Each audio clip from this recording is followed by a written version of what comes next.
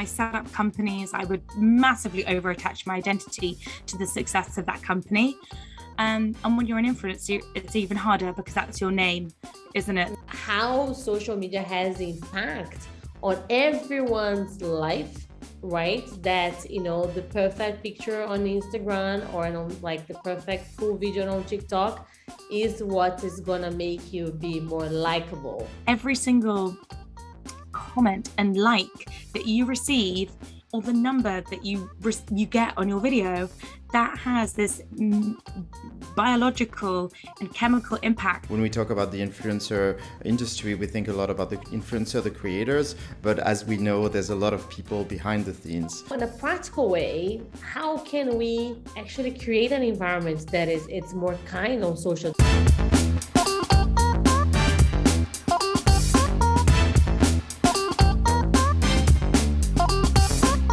Hi everyone, I'm Mara Genovese here, founder and president of MG Power, digital marketing powerhouse.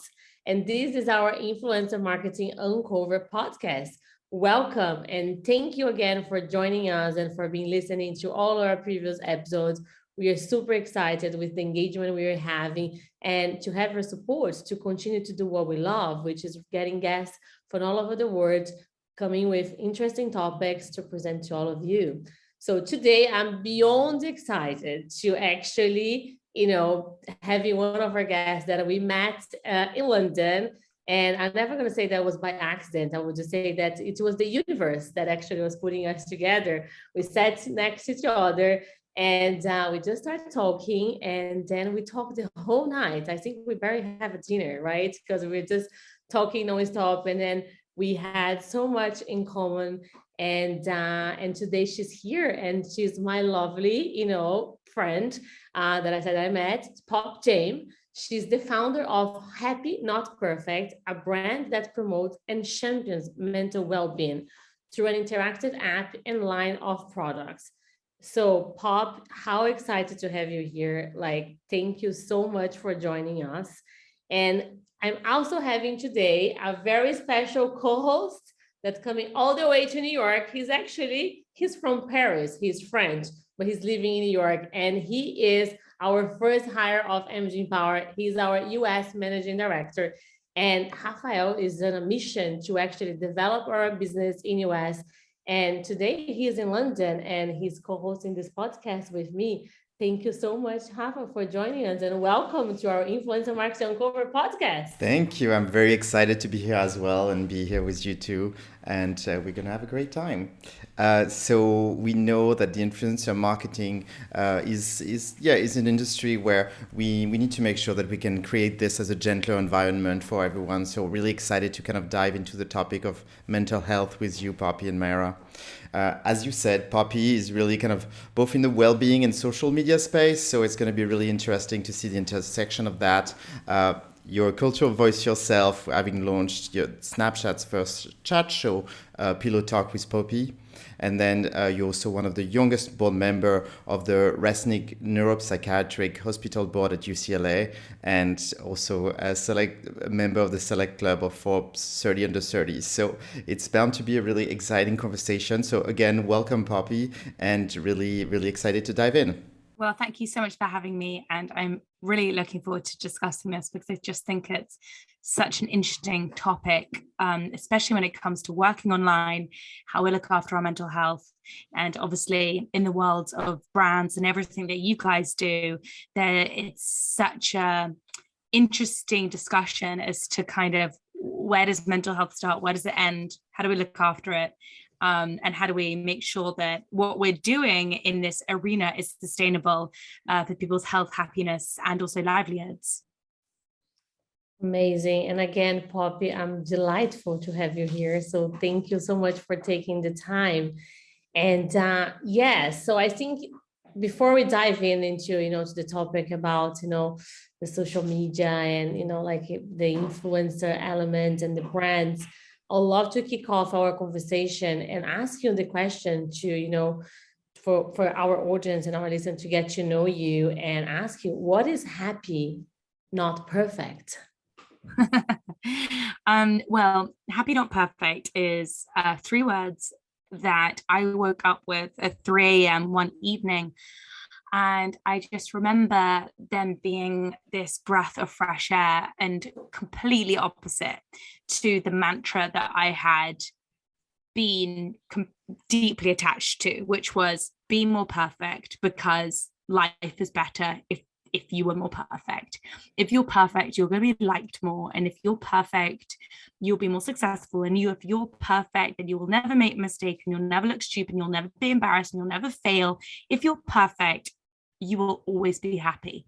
That was what I truly believed for so long. And suddenly I was confronted with these words, which was the opposite, which was this idea of happiness exists in imperfection.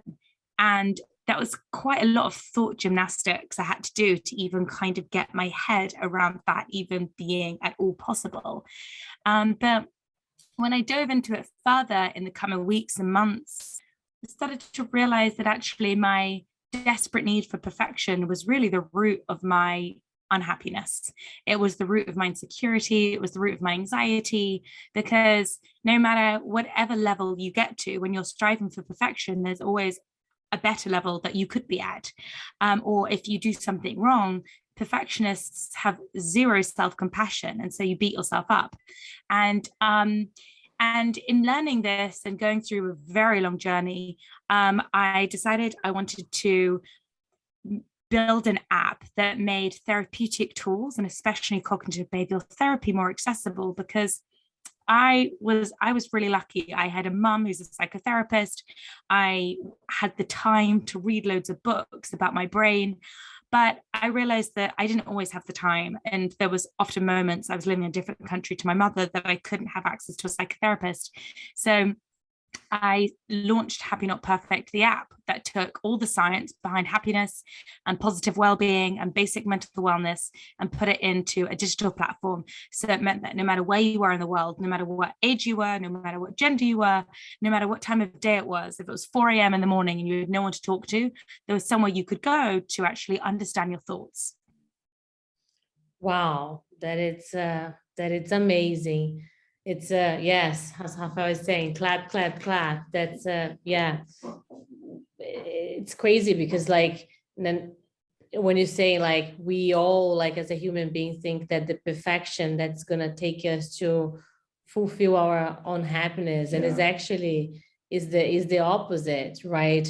And how did you realize, like, I know you're saying like you woke up in the middle of the night and you start thinking that, do you think you're an influencer, like you're being an influencer or being out there as a TV presenter and, you know, being very exposure yourself as you know, as someone that is well known within the media industry? Do you think that impact of the feeling that you're having of trying to just be perfect all the time was because the exposure that you're having at such an early age? So do you think that, you know, that exposure that you're having being a TV presenter and influencer yourself has contributed for you to think that perfection was actually the equal, like be perfect was to be happy? And then one day woke up and then you saw this all around you and said, no, maybe, you know, that's not, you know, the right way to think. So I just want to understand like how you as being, you know, as I said, as a well-known persona, if that contributes for you to get to that stage and review your thoughts and change the way you think about happiness. I think it's twofold. I think, you know, if I'm being really honest, I have to think to myself, why did I want to be in the media and in front of camera in the first place? Because I probably wanted that because I thought that that was actually a measure of success and perfection. So when I was 12 and 13, I remember watching the television saying, oh my gosh, those women who are TV presenters look so perfect. They must not have a problem in their life. Everything must be so easy for them because they look great on television and they are always smiling and they're hosting a television show. And I thought, well, if I'm like them, maybe I won't have a problem either. I'll be perfect. oh, and that then was a bit of a nasty realization, because suddenly I then got myself on television. I was the youngest entertainment reporter at this news organization. I then moved to America, I had this chat show, we had millions of people watching, and I suddenly looked around and thought, I've still got problems. Oh my God, like, what's happened? What's happening? Where has it gone wrong? I honestly thought this was the route to no problems in my life whatsoever. And so I think it was that kind of illusion that I bought into from a young age. And then suddenly, when I was in this position of, being in front of people, then I think you go, oh, well, maybe I'm just not successful enough yet. So you fall into the trap of, well, maybe if I host a bigger TV show, no problems will happen when I host a bigger TV show.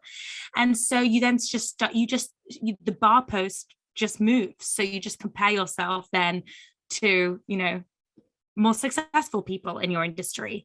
And then I think, our culture celebrates people who seem to have been very good at presenting a perfection, have been very good at presenting an image of perfection. And that has always been the case. We've had media for, the last 100 years that has always placed images of perfection in front of us, created ideals for us all to aspire to be like and to be conditioned with. And so and the irony is, even the women and the men in those photographs still feel insecure, and they're the ones that are being put in magazines and on billboards and now on social media as these perfect specimens, but they all have just the same amount of mental health struggles as the rest of us. That we all have. And it's a good to know, like, paradox that we can do here, because like you said, it would start when you were 12 and 13, right? And then the way at that time, you would be like watching TV and getting inspired by the TV presenters and say, oh, one day I wanted to be there, but was not as accessible to get there as today is accessible for you to become a well-known influencer around social media, right? So I think now it escalates to actually another level when it comes to the social media, because now you're scrolling down Instagram or TikTok and then you go like, okay, I wanted to be that perfect influencer, or I wanted to create that perfect content and do the perfect video, or I wanted to actually go to Mykonos to actually do the same photo as the influencer because she's there in that restaurant and she's looking cool and she's famous. Maybe if I invest that, I will be the same. So now I think it is escalating to another level of like, how social media has impact on everyone's life, right? That, the perfect picture on Instagram or on like the perfect cool video on TikTok is what is gonna make you be more likable, right? That you're gonna then the success. Whereas before, to you, like younger, we didn't have the social media, right? So yes, you could look at the TV presenter and say, oh, maybe one day I want to get there and I'm gonna work hard to get there. But it's not everyone that's gonna actually have, the success that you had to actually made it and shoot to that, vision that you had, that you wanted to be. So how do you see that now? Like, how can we, from your experience, like what you're seeing now from what you're seeing in the past, what has changed, or do you think now is even worth, like, just would love to have your perspective on that, because as a company working with a lot of influencers and brands, we see the struggle, we see them on the day-to-day, right? And it's our role here of engaging influencers to create incredible content, on behalf of our clients, but also, working with them that authenticity and being genuine and be real is what actually is going to make them, different through the noise. But it is a challenge. It's such a challenge because in many ways, the industry hasn't changed. It's just shifted its delivery.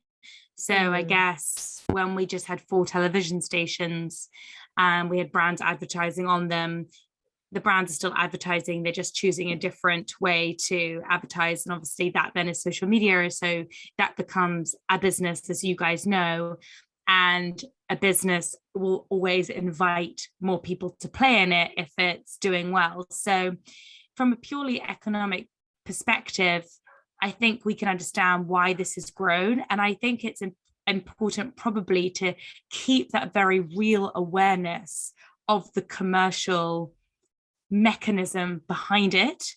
I think when it gets dangerous and toxic is when we attach our personal identity too much with it. So the numbers and the likes become a representation of who we are or how successful our personal self is.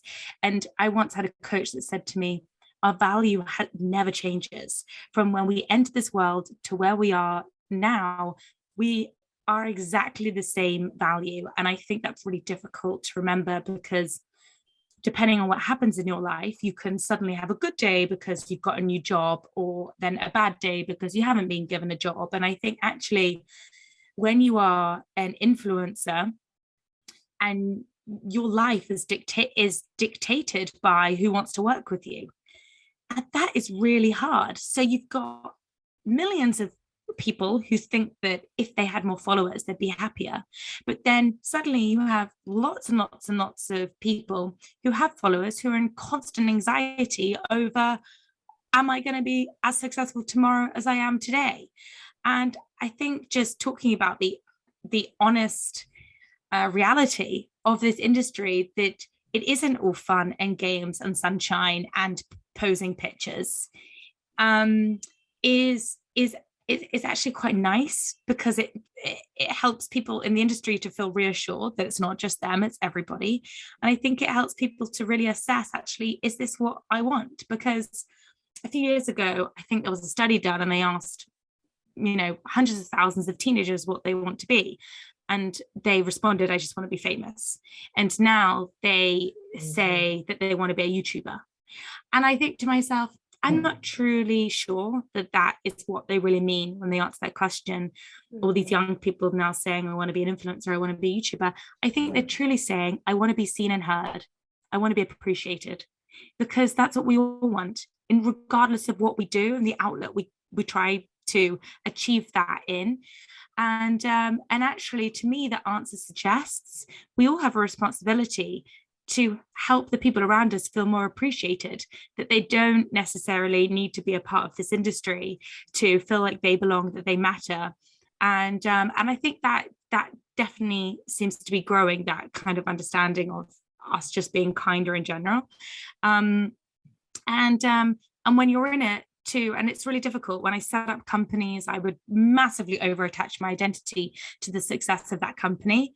And when you're an influencer, it's even harder, because that's your name, isn't it? So it's very difficult to separate your online identity to your personal one when you're offline. But I think that's really where the work needs to be done, probably.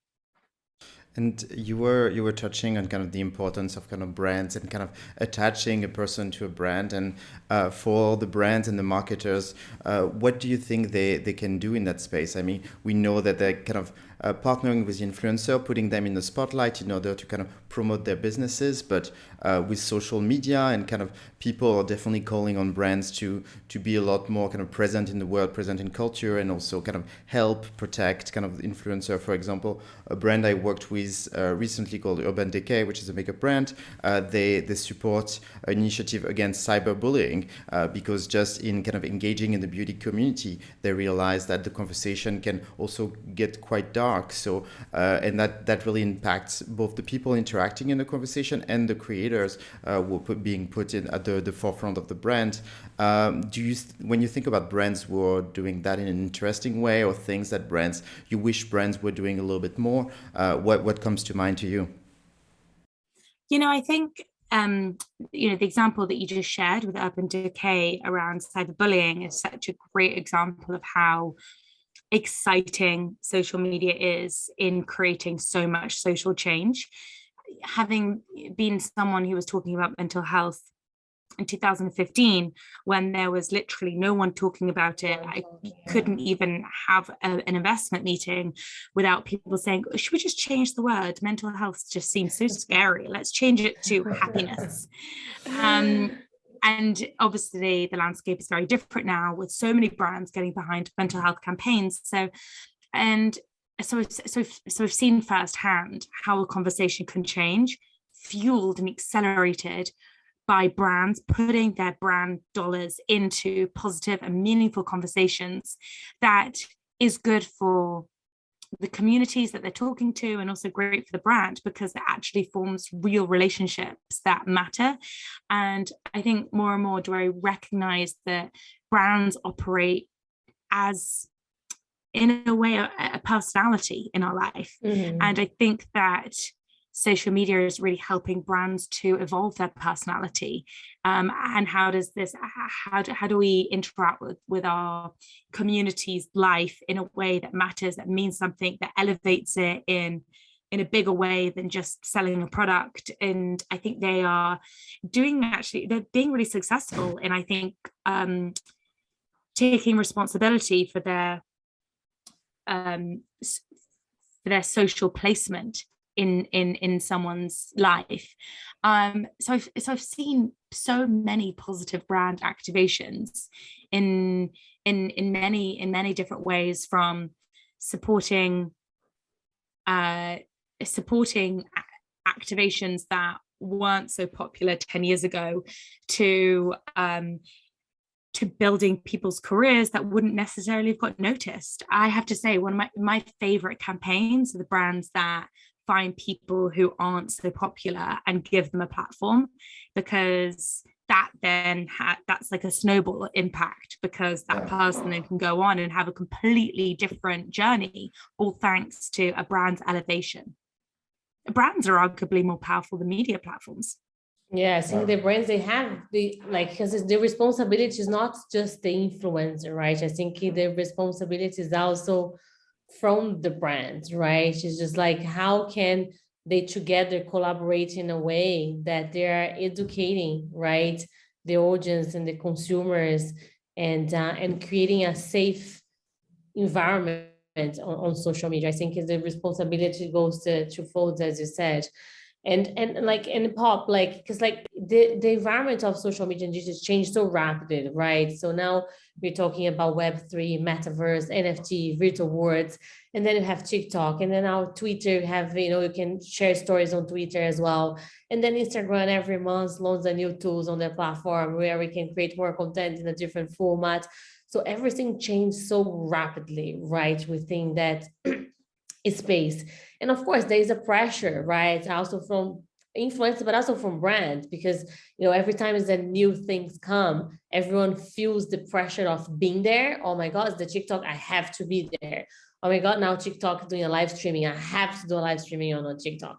Oh my God, this NFT, I really have to launch my collection on NFT. So there's kind of like multiple, pressures coming from everywhere. From my side, I see that's coming from brands as well, because sometimes brands, they go like, oh my God, we need to do everything, because if we don't do it, we're gonna miss opportunity. But we don't see like that, because I think before you go and be part of a new platform or creating a different formats of content, you need to understand why you're doing that, right? What's the purpose?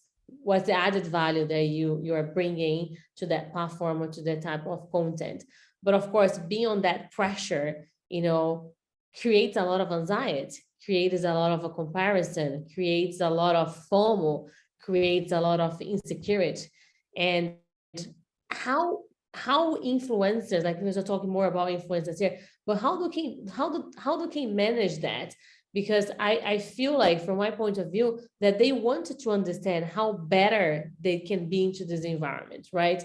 Especially the ones that are already well established within the platform, that they're making, they're living through their content. So they're paying the bills, they are, raising their family. So if they don't do that, what they're gonna do? Because they've been doing that for so long, but now things are changing so rapidly. And they wanted to stay there because, as I said, that's their job. But at the same time, it's damaging their mental well-being, their mental health, and they don't know how to navigate that, where they can continue to be there, but at the same time protect their well-being.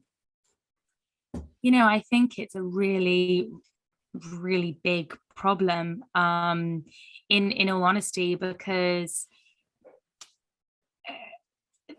I hate the word relevancy. And you hear it so much in this industry, where the people who are, in inverted commas, relevant are the ones that are getting the jobs that everybody would like to do. And they are, to your point, they're supporting families, they're building their careers, they're, supporting their livelihoods. And so it then becomes really survival. Because if you go back to Maslow's hierarchy of needs, we can't even begin to think about ourselves when we don't feel settled and safe with our basic human needs being met. So when your rent is being paid by the bills, and this is the career that you want to do, that can really be very real anxiety. That can be fear of just surviving in this modern world that expects and demands a lot from us. And so I think it's important to actually validate the stress that it does create for people on a very real level. So you've got that kind of survival stress. And then I think it travels up to this idea of like, well, who am I? Who am I without a following? If you're always performing, then it's very easy to get addicted to social validation. It's very addicted to get it's very easy to get addicted to social appreciation.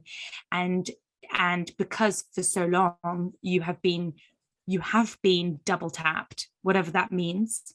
It is a chemical reaction. I did a TED talk about this in 2015.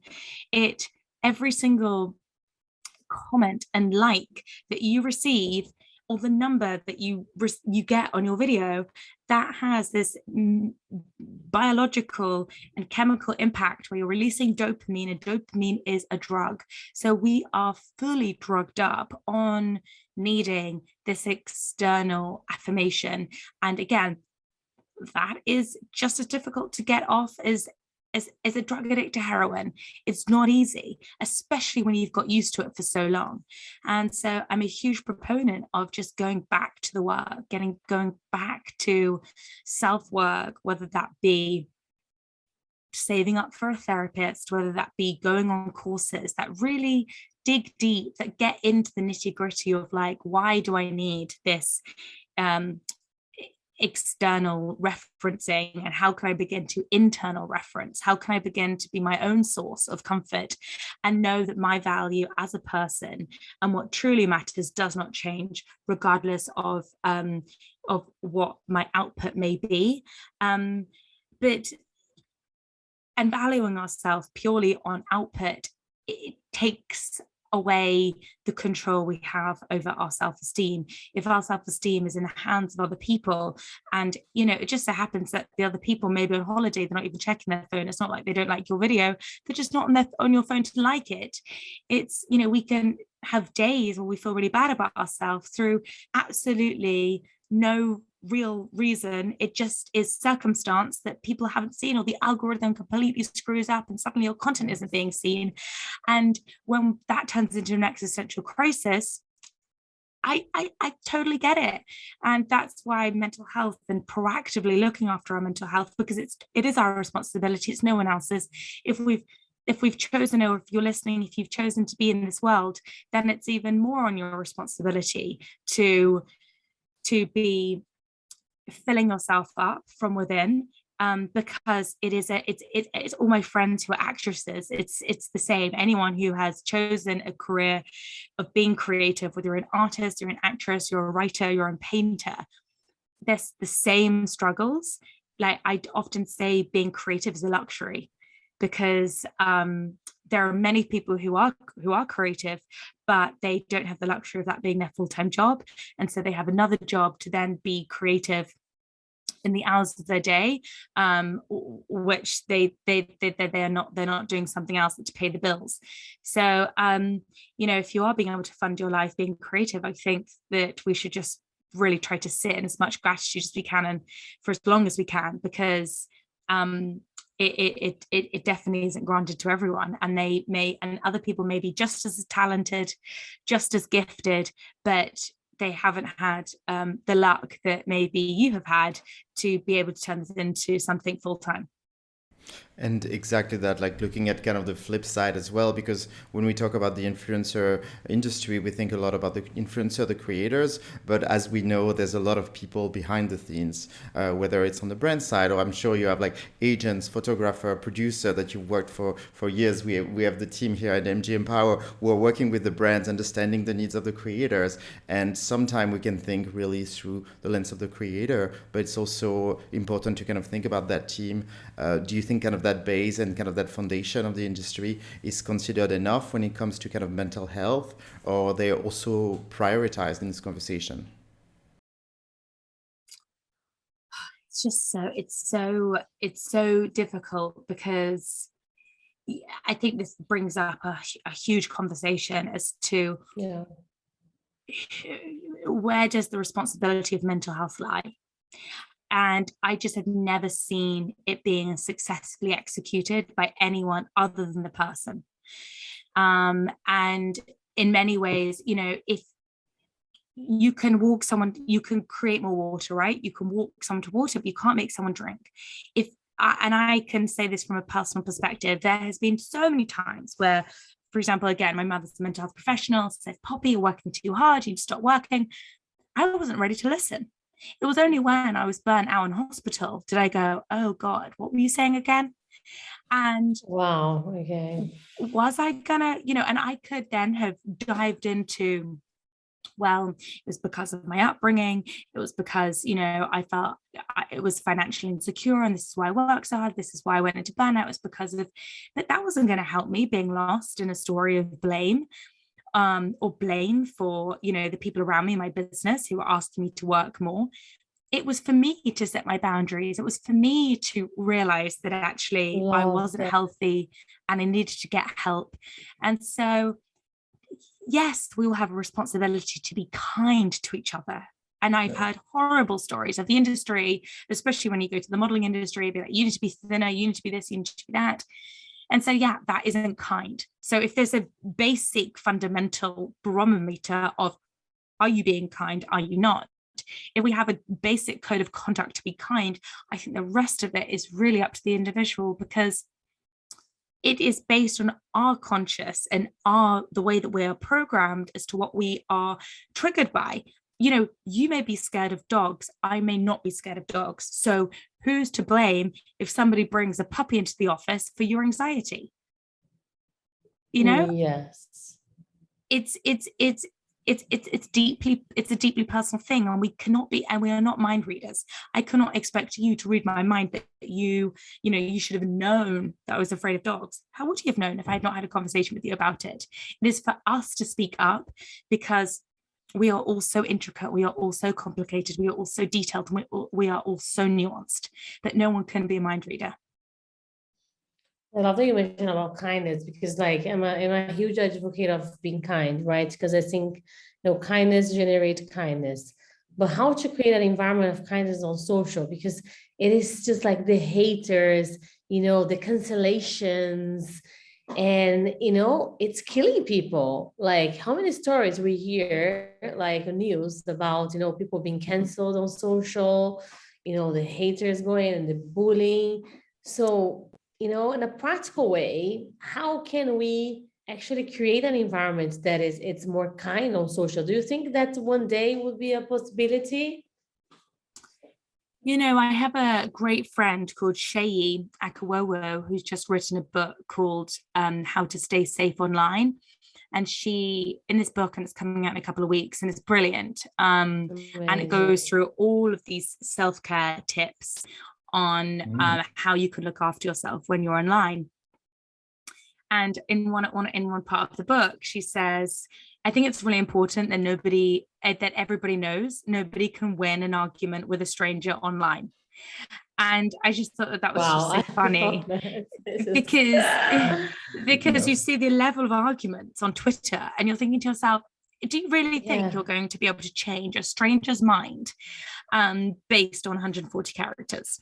And you're getting more angry, they're getting more angry, and nobody wins. So I think actually I think social media is still so new, right? Like we've only really been accustomed to it in the last 10 years. And so I think as we start to learn more about it, I think we'll start to realize where the boundaries lie within it. And then as a consequence, not even engage with the mean comments, the toxic comments, because it's never about the person. It's always about the person who's sending it.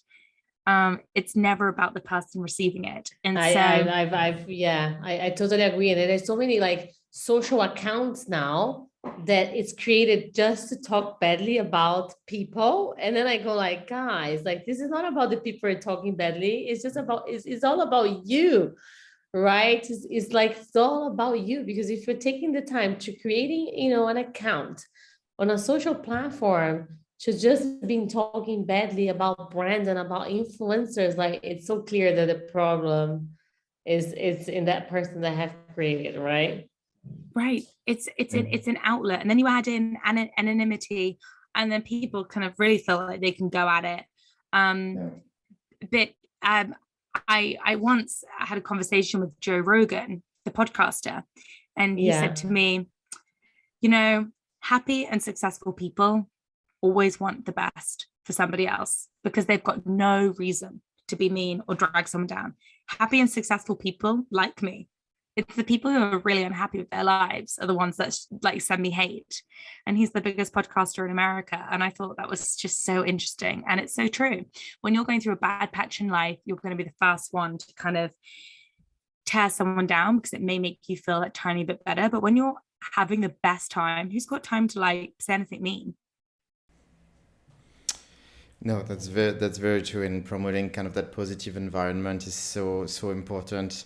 And what do you think from a kind of in the creators economy? Like, what do you think, whether it's brands or agency or who can kind of impact change, and kind of what are the advice that you like, if you had to give them kind of three basic advice of tools to use in order to kind of like help shift to promoting more that mental well-being and that positivity, what would you tell them? I think to manage your time as a bit better, because I think it's really easy because social media is never ending. You can always scroll. There's always more content.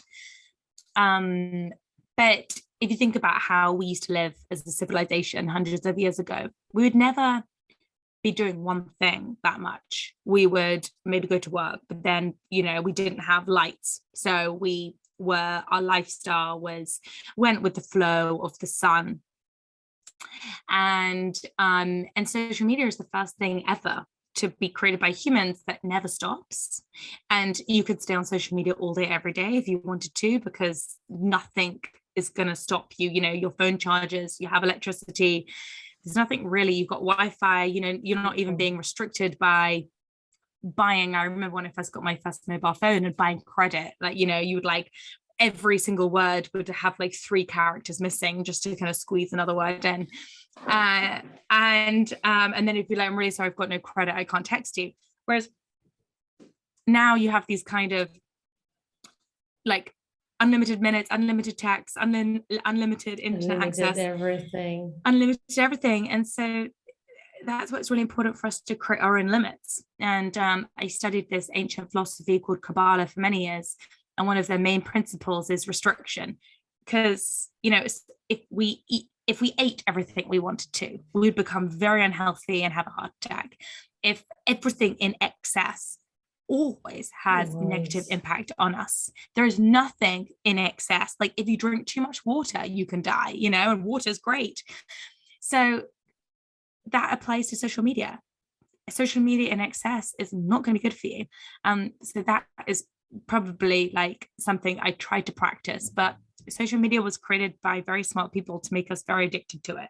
So it really takes a lot of restriction and commitment to be able to take yourself off it. Yeah, and a lot of, mindfulness, I would say, right? So how mindfulness you can be like when you're like, spending, a lot of the time on social media and just like refocus to something else. Pop. Now, quick question before we end, because like, like this conversation is so amazing. We can stay here talking, for longer. But very interesting for you to define us. Filters, and avatar. What is the impact on those two on our well-being and mental health? Avatars, and what was the second one? Filters. Filters. Filters. To use the filters on social media, Instagram filters. Oh, so what do I TikTok think the filters. future? What do I think the future on social media Yeah, so is? filters and avatars. Define that and the impact that on our mental health and well-being. I'm really conflicted in how to answer this, because I think sometimes there's a conversation around this danger of the metaverse and how, people are going to lose the art of interacting just person to person, and the world is going to really separate between those in the metaverse and those not. But then I think, how could anyone be judgmental over someone's choice of the way they want to live? And for many people, the metaverse will be so exciting, and it'll be so much more exciting than real life, that I get it. They'll want to be in the metaverse more than they will be in real life, but who's to say that that is better? I think that hopefully we'll just be better at, I guess, being more accepting of how people want to live their lives, whether that be metaverse or universe, and where people find their joy. And as I said, some people will prioritize their avatar over themselves in this physical world, and other people will opt more into the physical world and find it too complicated to be operating in both. So I think it's going to become really individual. I think probably more micro communities than ever are going to be created, and it will follow this trend of it, follow the trend of 50 years ago, we were only watching 5 TV channels. Suddenly there were 30, then there were 500, and there were 1,000. And I think that will continue to grow, where people will find more niche communities in, I guess, higher tech ways. That was one of the most incredible answers about the subject that I ever heard. And I talk a lot about the subject of metaverse and avatars pretty much every day with, different brands and different, experts in the industry. But like your response, just set the boundaries. Like, I think not to be judgmental, I think is the way forward for every innovation and every disruption that the social media is trying to add into our life, is just accepting, but also how can we be mindful on how much we're spending into each of those technologies, right? So like incredible, like Pop, like I've learned so much from you today. I don't know if you feel the same, Yes, Rafa. So like, oh my God, like, are you doing like, we need to do a course with you actually. Yes, like I need a second episode, like episode 2 with Poppy, please. And also like we need to have you coming here to actually talk with us and with our team.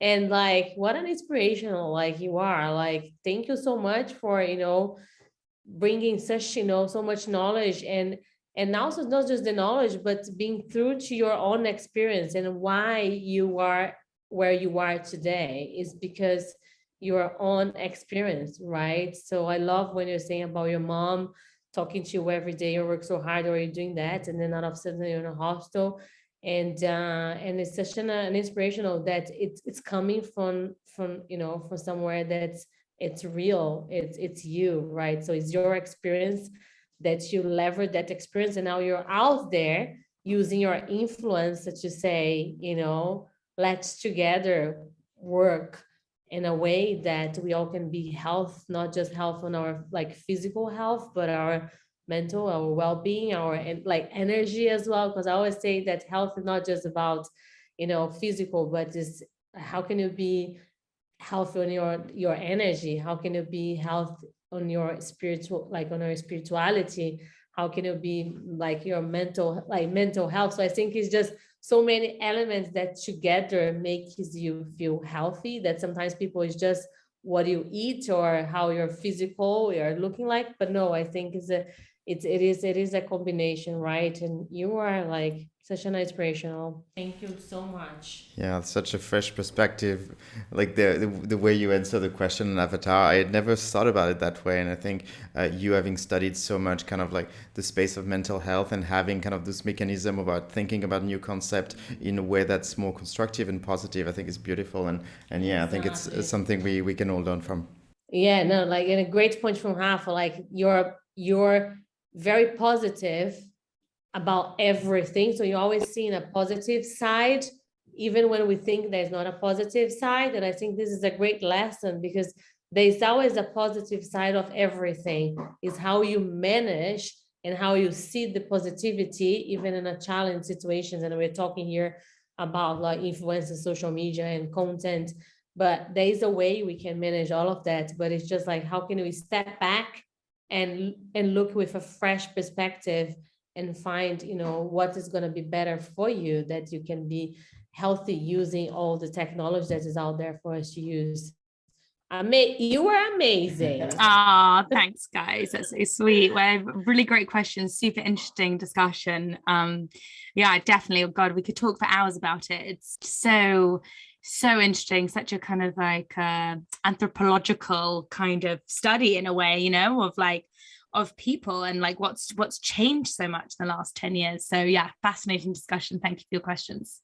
Thank you so much for joining us. And then like everyone that's listening us today, please, if you're not following Pop, just start following her now. If you haven't downloaded her app, download it now, because she's just, she's someone that can help millions of people out there, right? In how to, work through mental health and how to be more healthy mentally, and, everything we've been discussing today. I think Pop is it's someone that, can really change.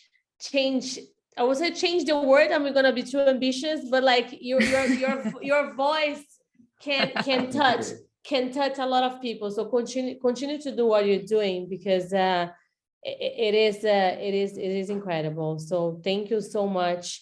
So for everyone that's listening to us today, thank you so much again for being with us here at the Influencer Marketing Uncovered podcast. Really appreciate you. We're very grateful to have this platform where we can bring, incredible people like Pop. And hope you have enjoyed. If you're not following us yet, make sure that you do on Amazon, Apple, Spotify, and YouTube. And I'm looking forward to see you on our next episode. Thank you so much, Rafa. Hope you have enjoyed. Yes, thank you so much. And thank you, Poppy. That was really exciting conversation. So I will make sure to follow all the advice on the app as well. So awesome. Thank you. Amazing. My love, thank you so much. Very grateful. Thank you for taking the time for this amazing conversation. Of course. And I hope to see you soon, please. Yes, definitely. We'll get something in the diary. Well, thank you so much. Thanks for all such good questions. Amazing. Thank you so much, everyone. And I see you guys all soon. Thanks a lot.